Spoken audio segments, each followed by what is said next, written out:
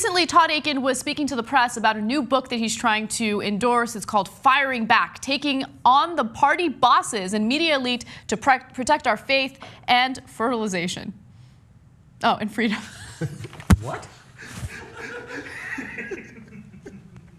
I was like looking up Rick Perry's glasses from our previous story, and I thought like you had seen it and gotten mad at me and sent out a test word to see if I was really paying attention. As I was reading the book's title, I accidentally skipped a line and went to fertilization instead of freedom. I'm an idiot. Anyway, okay. So what is it called again? It's called Firing Back, Taking on the Party Bosses and Media Elite to Protect Our Faith and Freedom. Okay. That makes more sense. Yes, that makes a lot more sense. Although, if he did use fertilization, it would make sense because all he seems to give a shit about is abortion and making sure that women can't get one. So during an interview with Politico, he was referring back to obviously that comment that he made back in 2012 where he said that if a woman gets pregnant or if a woman gets raped, she can't get pregnant because the body has this way of shutting itself down. Of course, he got a lot of backlash for that because he made that argument in regard to certain exceptions when it comes to abortion laws. So if a woman does get raped, she would be able to get an abortion under a right-wing law that would ban abortion for women, right? Well, he had apologized for that while he was trying to be a GOP Senate, when he was a GOP. Against Claire McCaskill. Exactly. Right, yeah. He wanted to be a senator. And so he apologized after Republicans were like, what the hell are you doing? That was a terrible, terrible thing to say. Now he's turning around and saying that he shouldn't have apologized. In fact, he's doubling down, and I want to read you his quote. He said, "My comment about a woman's body shutting the pregnancy down was directed to the impact of stress of fertilization. Google stress and infertility, and you will find a library of research on the subject." Yeah, no. Here's the thing about saying something like that. We'll do it. And we did. I Googled stress and infertility, and yeah, there's been a change even in the school of thought. It used to be that stress, so if you want to get pregnant, first of all, that's only related to women who are trying to get pregnant. And it's the stress, not of the moment, by the way, it's the stress of your entire life. Like, we got to get pregnant, we got to get pregnant, we got to get pregnant. It's been building up. You're so desperate to get pregnant that stress is actually preventing you from getting pregnant to some degree. And then we had science. Right? And the science indicated that was almost certainly not true. Now, admittedly, there are some thoughts among some doctors that maybe stress does have something to do with it. But again, it's about getting pregnant, not about that stress will keep you from it if you decide, I don't want to get pregnant tonight. Oh, I don't want it. Because every single of the 48 billion people who've had unwanted pregnancies, you think all you want, I don't want to get pregnant, I don't want to get pregnant, and people get pregnant. Yep. Yeah. So I mean, there's no science. There's no science, but merely he Googled it and he looked and it said 8,671 results, and he was like, look at all the science on this. No, what's amazing is that he got that much backlash and that much scientific evidence was pushed in front of his face, and yet 2 years later, he has decided, you know what? I'm going to take back my apology and I'm going to double down on one of the most ignorant statements that has ever been made in political history, right? And it cost him a Senate seat, almost certainly. Yeah, right, exactly. And then another part of this that drives me crazy is Mike Huckabee. Of course, he is also very, very much right-wing. He is supporting Todd Akin. In fact, he wrote the foreword of the book. Yeah, I think that's a huge mistake by Huckabee. If he has it tells me that because I don't think Huckabee is stupid, that he's not running.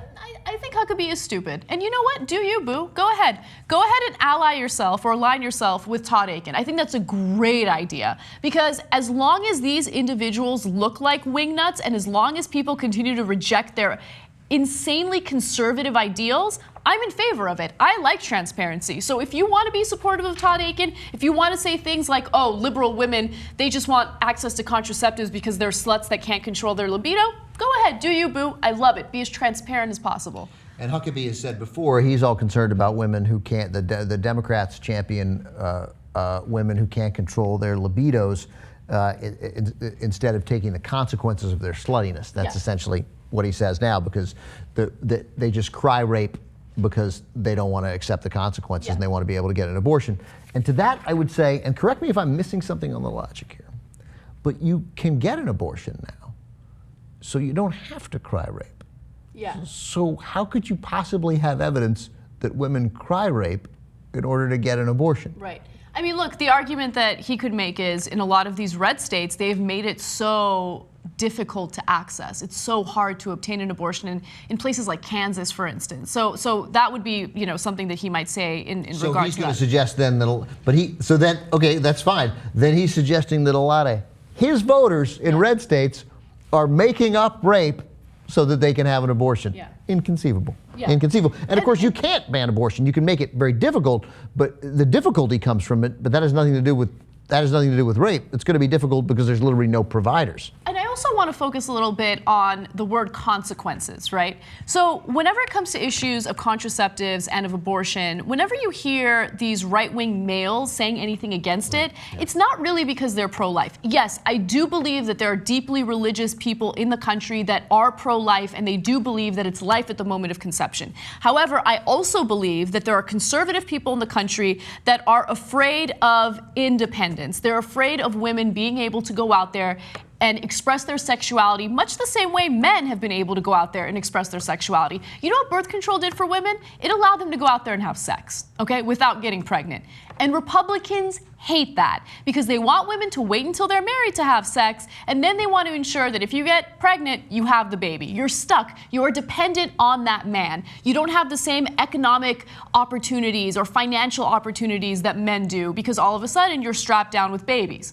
Birth control gives you freedom. And if you're really anti-abortion, you would be in favor of birth control because you wouldn't want women to get unwanted pregnancies. Yeah, there's no question that that's true. And it's stunning that there are people in political life making this big a political miscalculation.